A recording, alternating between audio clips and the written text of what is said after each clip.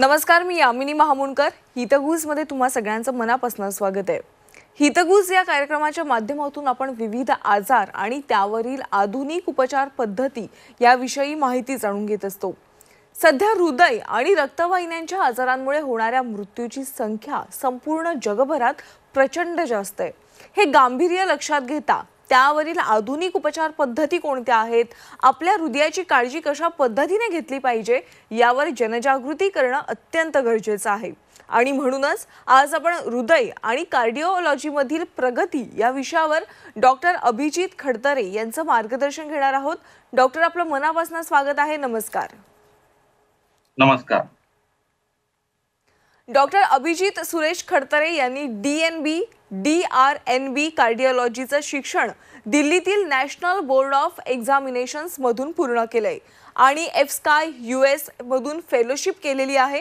BJ medical college, civil hospital Ahmedabad येथून त्यांनी MD general medicine आणि MBBS BJ medical college Pune येथून पूर्ण केलंय.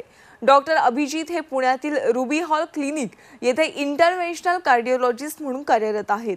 नवीन कार्डियाक इंटरव्हेन्शनल प्रक्रियेत त्यांचं कौशल्य आहे.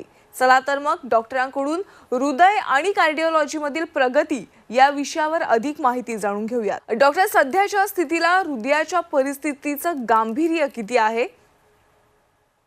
येस, सध्या यू कॅन से की हृदयाचा आजार हा नंबर 1 किलर डिसीज आहे वर्ल्ड वाईड.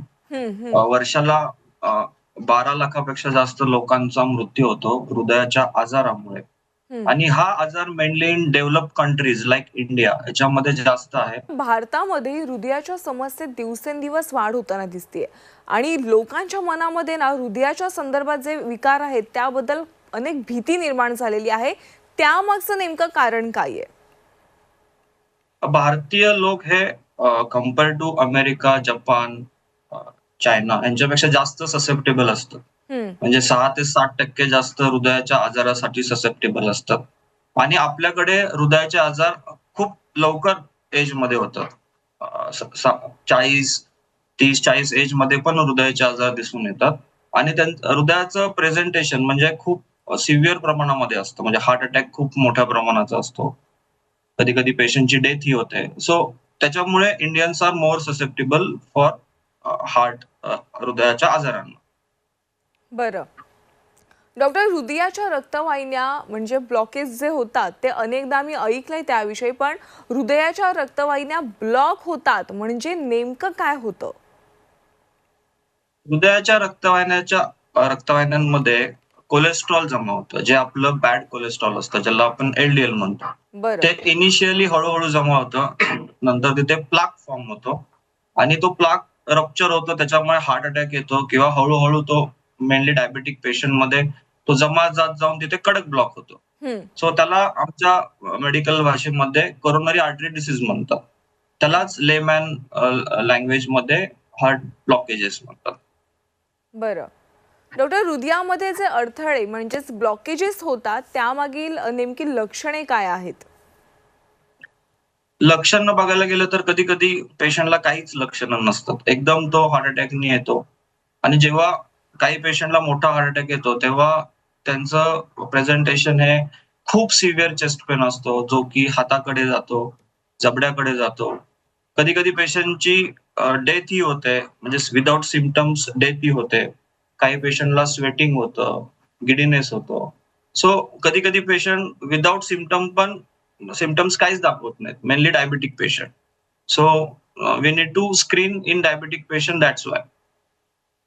बरं डॉक्टर, हृदयाविषयी अनेक गैरसमज देखील निर्माण झालेले आहेत, त्यामुळे हृदयाच्या आरोग्याकडे दुर्लक्ष होतंय. तर हार्ट अटॅक आलेल्या रुग्णाला असा प्रश्न का नेहमी पडतो की मलाच का हार्ट अटॅक आलाय? हा खूप चांगला प्रश्न आहे. बऱ्याचदा आम्हाला पेशंट विचारतात की मलाच का हार्ट अटॅक येतो. त्याच्यामध्ये एकतर फॅमिली हिस्ट्री असते, ज्याच्यामध्ये फॅमिली हिस्ट्री मध्ये स्ट्रॉंग फॅमिली हिस्ट्री म्हणजे आईला, वडिलांना किंवा त्याच्या भाऊ बहिणींना हृदयाचा आजार असेल तर त्या पेशंट मध्ये हृदयाचा आजार होण्याची शक्यता जास्त असते. दुसरं, जे पेशंट ज्यांना डायबिटीज आहे, ब्लड प्रेशर आहे, ओबेसिटी आहे, कोलेस्ट्रॉल जास्त आहे, त्यांनी त्या आजारांची व्यवस्थित काळजी नाही घेतली तर त्याच्यामुळेही हार्ट अटॅक येऊ शकतो. तिसरा आता stressful life, urbanisation, work stress, target completing पूर्ण करण्याचा stress, night work. So hmm. This kind of stuff can increase the risk of heart attack.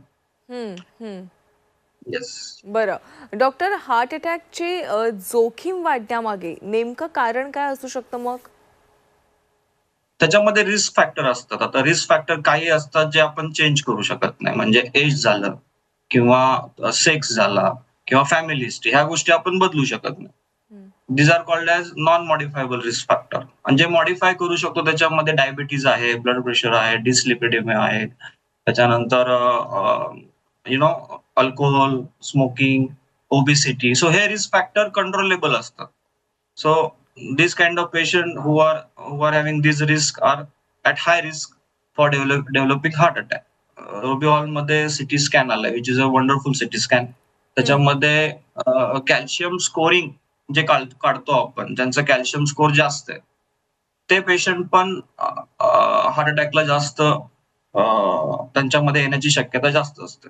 बरं डॉक्टर, हृदयरोगाचा धोका टाळायचा असेल तर त्यासाठी नेमकं काय करायचं? त्याच्यासाठी there are some rules. I can say the rule number 1 is know what know before what you eat. म्हणजे तुम्ही जे खाताय हे म्हणजे त्याच्यामध्ये ऑइल कमी पाहिजे, त्याच्यामध्ये सॉल्ट कमी पाहिजे, किंवा तुम्ही फॉर एक्झाम्पल दुधाचे प्रकार असतात, तर त्याच्यामध्ये साय साय कमी असलेले प्रकार जास्त खायला पाहिजे. Grain grain varieties of grain products खायला हवं. त्याच्यानंतर व्हेजिटेबल्समध्ये व्हेजिटेबल इंटेक जास्त हवा. आणि फॅट फ्री मीट्स असतात किंवा एग्ज असेल तर एग्जचा व्हाईटचा पोर्शन जास्त खावा, येलो पोर्शन शक्यतो अवॉइड करावा. सो हे हे एक आहे. Second rule is you should exercise. Exercise आणि exercise. So best way of exercise is walking. म्हणजे दररोज चालणं हा सगळ्यात बेस्ट एक्सरसाइज आहे. युजली आम्ही मॉडरेट इंटेन्सिटी म्हणजे 30 ते 35 मिनिटाचा मॉडरेट एक्सरसाइज सगळ्यांना रिकमेंड करतो. आणि rule rule 3 is know your numbers. म्हणजे if you do some test in a year, तर तुमचं कोलेस्ट्रॉल, फॉर एक्झाम्पल कोलेस्ट्रॉल ही खूप सिम्पल टेस्ट आहे. त्याच्यामध्ये तुम्ही बघू शकता लो डेन्सिटी लिपोप्रोटीन म्हणजे एलडीएल ते कमी पाहिजे, ट्रायग्लिसराइड्स कमी पाहिजे, टोटल कोलेस्ट्रॉल कमी पाहिजे, एचडीएल जास्त पाहिजे. सो ह्या 3 गोष्टी जरी इयरली पाळल्या तरी हार्ट अटॅकचं प्रमाण कमी होऊ शकतं किंवा आपल्याला लवकर त्याच्या दृष्टीने ट्रीटमेंट देता येऊ शकते. हम्म. हम्म. म्हणजे एकंदरीत काय तर योग्य आहार घेणं महत्वाचं आहे आणि फक्त आहार घेणंच नाही तर त्यासोबत व्यायाम देखील केला पाहिजे, तर आपण हृदयाचा येस, विकार होण्यापासून आपला जो धोका आहे तो टाळू शकतो. बरोबर डॉक्टर, हृदय येस, विकार येस. म्हटलं ना की अनेकदा एन्जिओप्लास्टी किंवा एन्जिओग्राफी एक शब्द ऐकायला मिळतात, तर नेमकं एन्जिओप्लास्टी म्हणजे काय आहे? सी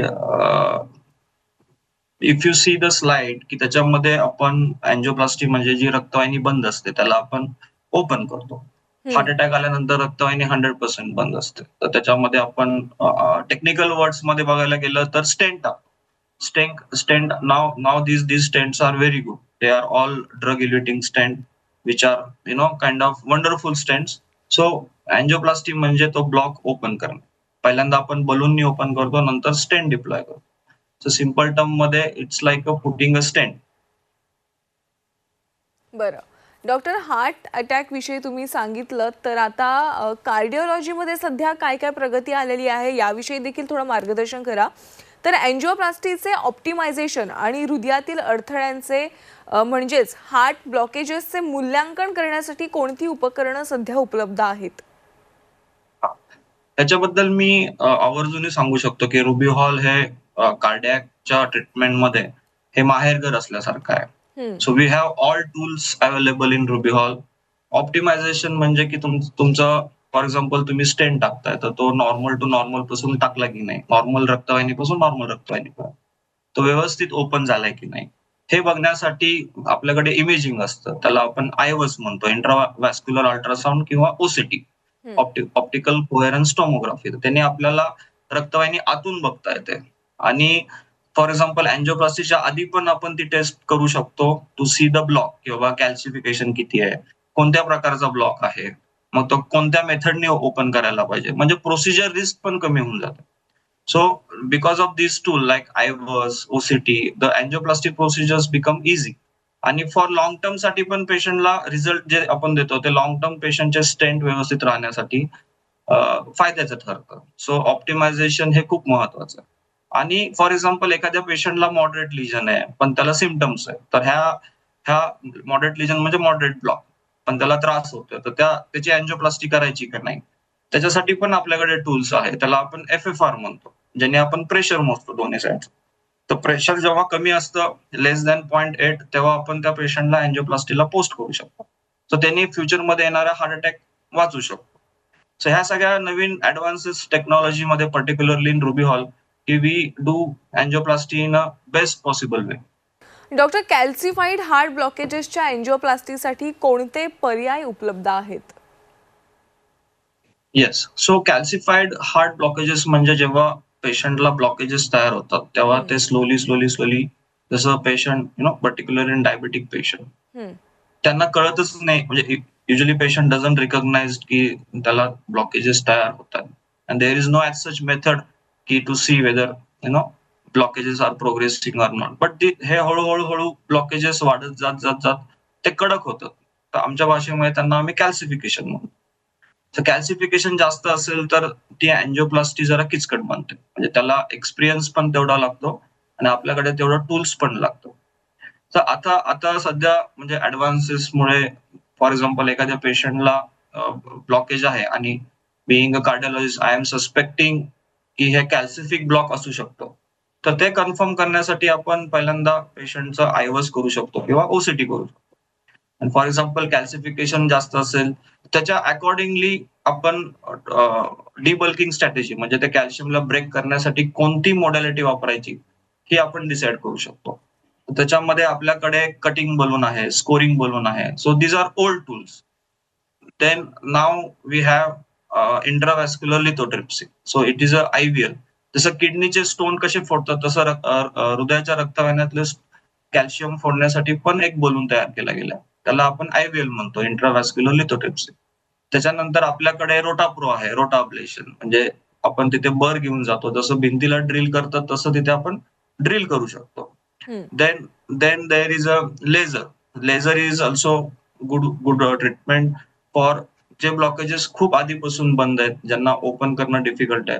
सो लेझरद्वारे आपण त्याचा रस्ता तयार करून पण ह्या गोष्टी आपण करू शकतो. सो हे रुटीनली आम्ही रुबी हॉलमध्ये फॉलो करतो. We do imaging, we see कसं आहे ते लिजन, त्याला बेस्ट पॉसिबल वेने ट्रीट करता येतं. तर त्याच्यानंतर मग आपल्याला स्टेंट डिप्लॉय करणं, स्टेंट एक्सपांड करणं आणि गुड रिझल्ट देणं पेशंटला हे खूप खूप चांगल्या पद्धतीने पॉसिबल होतं. बरं.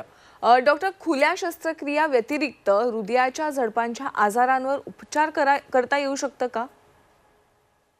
हो, म्हणजे आता आता आपलं technology particularly cardiology is a evolving branch. Every year you will see something new coming in cardiology. आता आपल्याकडे कार्डिओलॉजी हार्ट ब्लॉकेजेस बद्दल जर आपण बोललोच, व्हॅल्व्ह रिलेटेड त्याच्यामध्ये सिव्हिअर एओर्टिक स्टेनोसिस आहे. म्हणजे ज्या पेशंटचा व्हॅल्व्ह बंद आहे, पर्टिक्युलरली आफ्टर 70 एज. बिकॉज हा आजार त्या वयातच येतो पर्टिक्युलरली. जसं कॅल्शियम रक्तवाहिन्यांमध्ये येतं, तसं व्हॅल्व्ह वरती पण येतं. तर व्हॅल्व्ह वरती कॅल्शियम आल्यानंतर आधी ऑप्शन्स काय होते? सर्जिकल ऑप्शन्स होते. हं, सर्जिकल हं. Options are also good. But now those who don't want to go for open heart surgery, we can have an option that is called as a transcatheter aortic valve implantation or replacement. म्हणजे catheter पायातूनच आपण पेशंटचा व्हॅल्व्ह बदलू शकतो. तसंच मायट्रल व्हॅल्व्हसाठी पण जी व्हॅल्व्ह आधी leak झाल्यानंतर त्याला सर्जरी लागायची. तर त्या व्हॅल्व्हला युज्युअली हृदयाच्या झडप वर खाली झाल्यामुळे ती व्हॅल्व्ह लीक व्हायची. तर त्या व्हॅल्व्हला जवळ आणण्यासाठी पण आपण त्यांना मायट्रल क्लिप हे बसवू शकतो किंवा कॅथेटरनी मायट्रल वॉल रिप्लेसमेंट पण करू शकतो. See all these treatments are there, but पेशंटला प्रॉपर कार्डिओलॉजिस्टला दाखवून त्याच्यासाठी काय बेस्ट आहे हे पहिलं समजून घेणं गरजेचं आहे. हे ट्रीटमेंट काही सगळ्यांसाठी नाहीये. पर्टिक्युलर पेशंटसाठीच असतात, ज्यांना त्या रिकमेंड केल्या गेलेल्या आहेत गाईडलाईन्स नुसार. बरं. डॉक्टर, अनेकदा काय होतं, रुग्णांना अनेक प्रकारची औषधं घेत असतात, गोळ्या घेत असतात, तरी देखील त्यांचा रक्तदाब हा अनियंत्रित असतो. तर अशा रुग्णांच्या रक्तदाबावर उपचार करण्यासाठी कोणती नवीन उपचार पद्धत उपलब्ध आहे का? येस. सो त्याला आम्ही आमच्या भाषेमध्ये रेझिस्टंट हायपरटेन्शन म्हणतो. बरं. बिकॉज हे पेशंट जे असतात ते बऱ्याच ब्लड प्रेशरच्या मेडिसिन्स वरती असतात. तरी त्यांचं ब्लड प्रेशर कंट्रोलमध्ये येत नाही. आणि ते हॉस्पिटलला कधी-कधी हार्ट फेल्युअर म्हणून येतात किंवा त्यांचं क्रिएटिनिन वाढतं किंवा अजून जास्त मेडिसिन्सचा वापर करावा लागतो. सो पेशंट पेशंट कधी-कधी फ्रस्ट्रेशन मध्ये जातात, की मी एवढ्या मेडिसिन्स वरती आहे, तरी माझं बीपी कंट्रोलमध्ये येत नाहीये. Middle age patient, young patient, तर सगळं रूल आउट केल्यानंतर म्हणजे त्याला हायपरटेन्शनचा कॉज काय आहे हा फाइंड आउट करून तो बाजूला केला, तरी पण बीपी जास्त राहतंय. तर त्याच्यासाठी आपल्याकडे आता रिनल डिनर्वेशन थेरपी म्हणून ट्रीटमेंट आहे. हं. त्याच्यामध्ये आपण कॅथेटर आपण तिथे घेऊन जातो आणि तिथल्या रिनल आर्टरीजच्या वेसल वॉलमध्ये ज्या नर्व्हज असतात त्यांना आपण हे करतो, डिनर्वेट करतो. So this is very simple procedure, but you know has to be done in particular hospital only. So renal denervation आम्ही रेग्युलरली करतोय. हं. So patient selection is very important.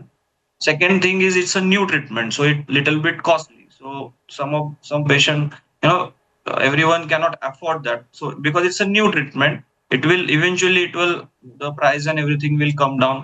So all these patient can get benefit of lowering the blood pressure. Blood pressure जास्त असल्यामुळे जे आजार असतात, stroke येणे किंवा हार्ट फेल्युअर मध्ये जाणे, हं. डायलिसिस वरती जावं लागतं किडनीज खराब झाल्यामुळे, हे हे आजार प्रिव्हेंट होऊ शकतात. बरं. डॉक्टर, इन्व्हेन्सिव्ह एन्जिओग्राफी नको असलेल्या व्यक्तींच्या हार्ट ब्लॉकेजेससाठी जाणून घेण्यासाठी सर्वोत्तम नॉन इन्व्हेन्सिव्ह पद्धत कोणती आहे?